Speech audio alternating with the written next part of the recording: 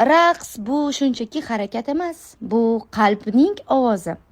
Biz esa bu ovozni Tansuy всей душой sahnasida baland yangratishga tayyorlandik.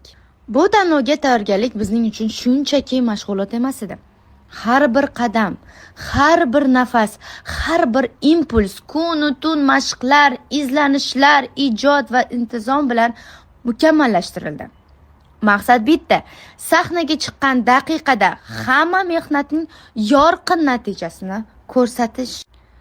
Va biz bunga erishdik. Tansuy всей душой xalqaro tanlovda 3 ta Grand Prix, 5 ta birinchi o'rin, 2 ta ikkinchi o'rinni qo'lga kiritdik.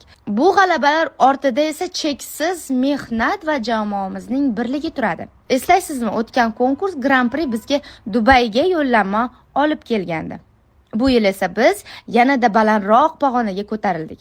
Bu bizning kuchimiz, bizning raqsimiz, bizning yurakdan qilgan ishtiyoqimiz.